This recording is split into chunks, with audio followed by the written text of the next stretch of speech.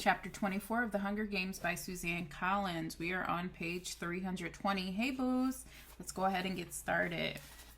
It takes a while to explain the situation to PETA, how Foxface stole the food from the supply pile before I blew it up, how she tried to take enough to stay alive but not enough that anyone would notice it, how she wouldn't question the safety of berries we were preparing to eat ourselves. I wonder how she found us, says PETA. My fault, I guess. If I'm as loud as you say. We are about as hard to follow as a herd of cattle, but I try to be kind.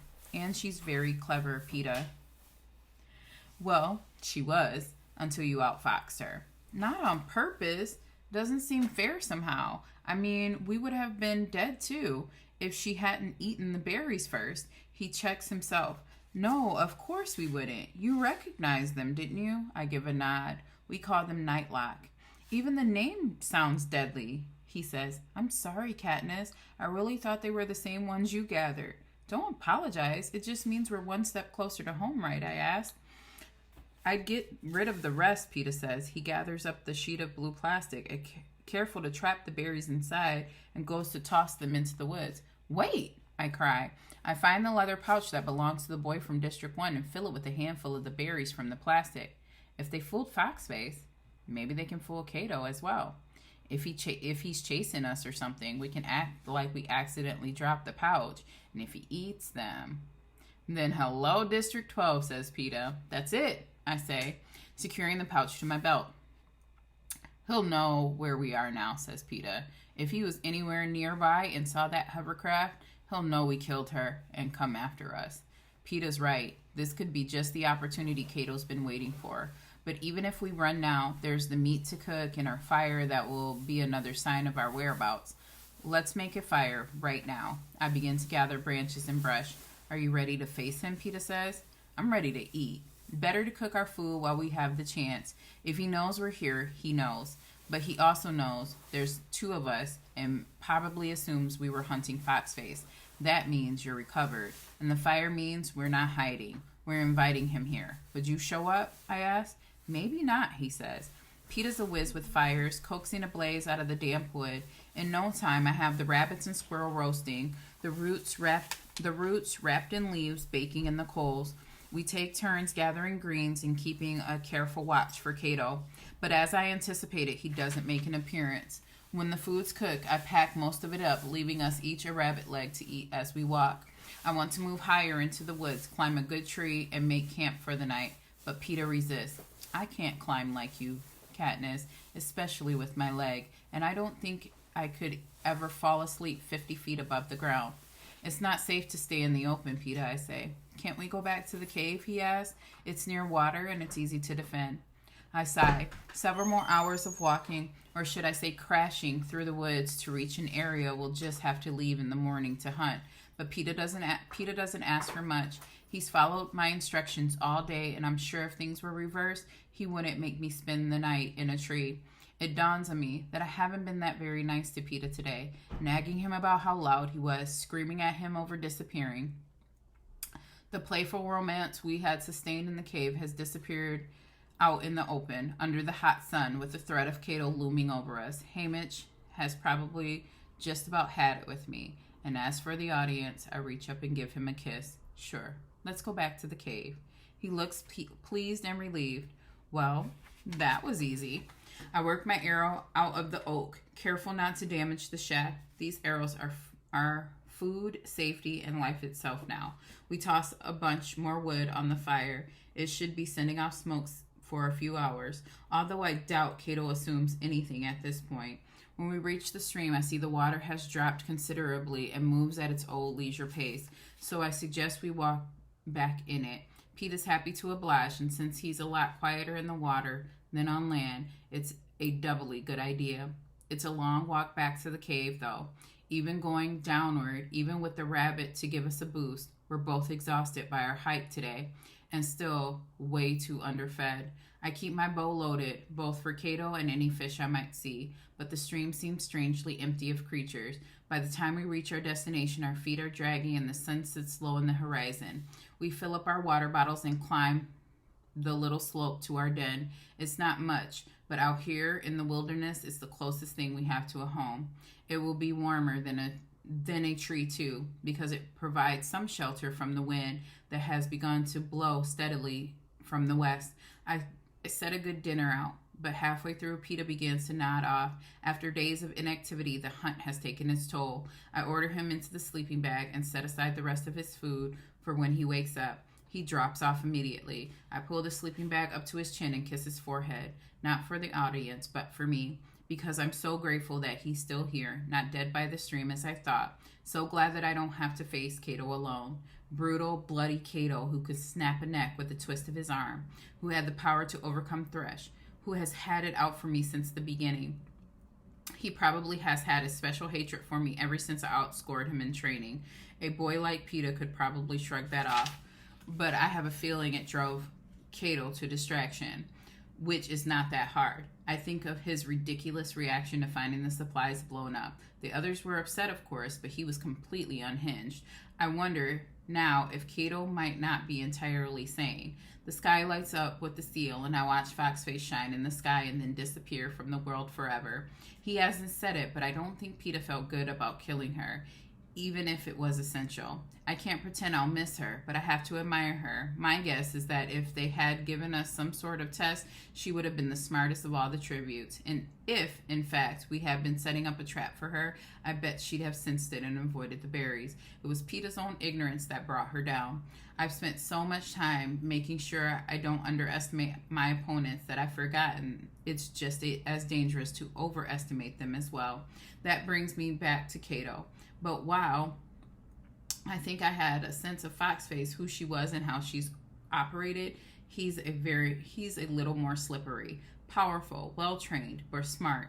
I don't know, not like she was, and utterly lacking in control. Foxface demonstrated. I believe Cato could easily lose his judgment in a fit of temper. Not that I can feel superior on that point. I think of the moment I sent the arrow flying into the apple in the pig's mouth when I was so enraged. Maybe I do understand Cato better than I think. Despite the fatigue in my body, my mind's alert, so I let PETA sleep long past our usual switch. In fact, a soft gray day has begun when I shake his shoulder. He looks out almost in alarm. I slept the whole night? That's not fair, Katniss. You should have woken me. I stretch and burrow down into the bag. I'll sleep now. Wake me if anything interesting happens. Apparently nothing does because I open my eyes. Bright, hot afternoon light gleams through the rocks. Any sign of our friend, I ask? PETA shakes his head. No, he's keeping a disturbingly low profile. How long do you think we'll have before the game makers drive us together? I ask. Well, Foxface died almost a day ago, so there's been plenty of time for the audience to place bets and get bored. I guess it could happen at any moment, says PETA. Yeah, I have a feeling today's the day, I say. I sit up and look out at the peaceful terrain. I wonder how they'll do it. PETA remains silent. There's not really any good answer. Well, until they do, no sense in wasting a hunting day. But we should probably eat as much as we can hold just in case we run into trouble, I say. PETA packs up our gear while I lay out a big meal. The rest of the rabbits, roots, greens, and rolls spread with the last bit of cheese. The only thing I leave in reserve is the squirrel and the apple. By the time we're done, all that's left is a pile of rabbit bones. My hands are greasy, which only adds to my growing feeling of grubbiness. Maybe we don't bathe daily in the seam, but we keep cleaner than I have of late, except for my feet, which have walked into the stream. I've covered in a layer of grime. Leaving the cave has a sense of finality about it. I don't think there will be another night in the arena somehow. One way or the other, dead or alive, I have the feeling I'll escape it today.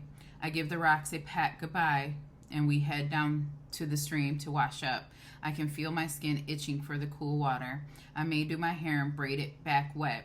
I'm wondering if we might be able to give our clothes a quick scrub when we reach the stream, or what used to be the stream. Now there's only a bone-dry bed. I put my hand down to feel it. Not even a little damp. They must have drained it while we slept, I say.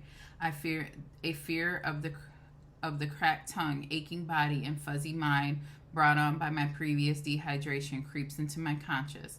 Our bottles and skin are fairly full, but with 2 drinking and this hot sun, it won't take long to deplete them. The lake, says PETA. That's where they want us to go.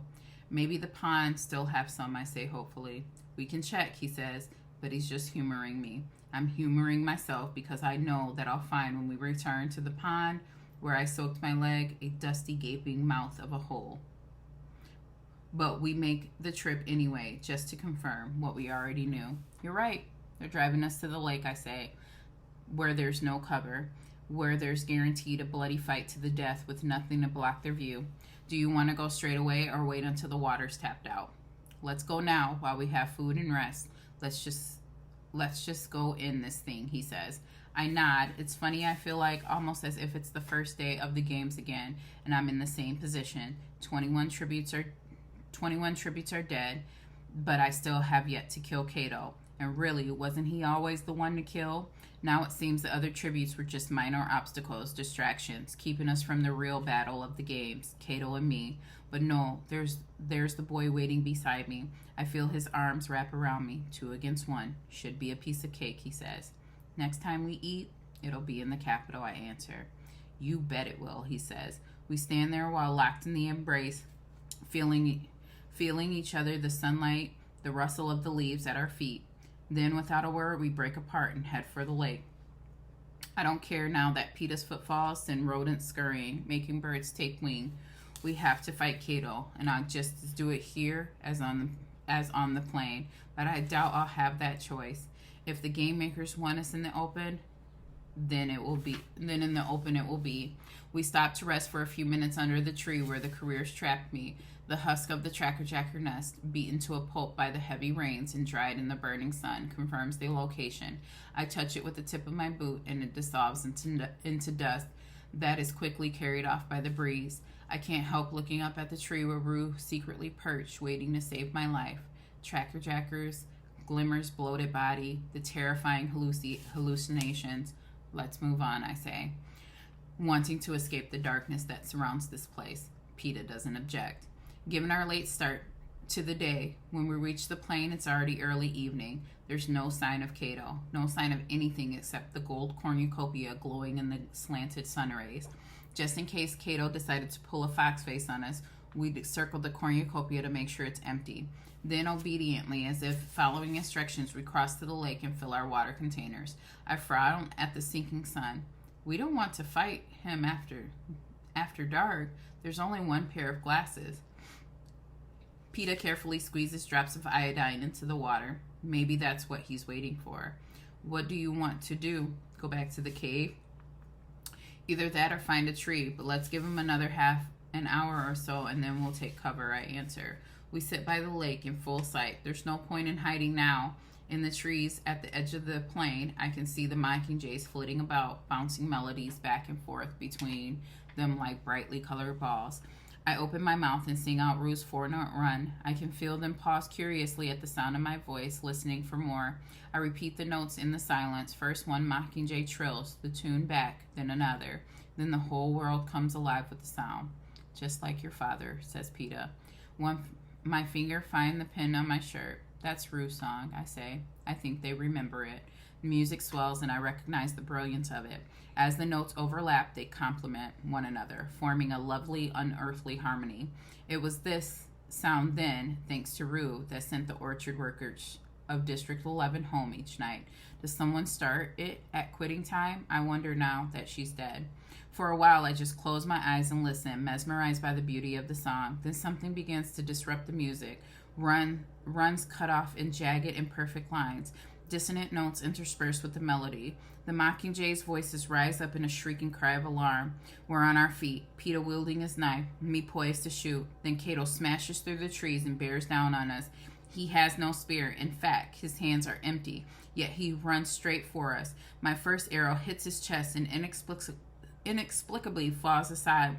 He's got some sort of body armor, I shout to PETA, just in time too, because Cato is upon us. I brace myself, but He rockets right between us with no attempt to check his speed. I can tell from his panting, the sweat pouring off his purplish face, that he's been running hard a long time. Not toward us, from something. From what? My eyes scan the woods just in time to see the first creature leap onto the plain. As I'm turning away, I see another half-dozen join in. Then I am stumbling blindly after Cato with no thought of anything but to save myself.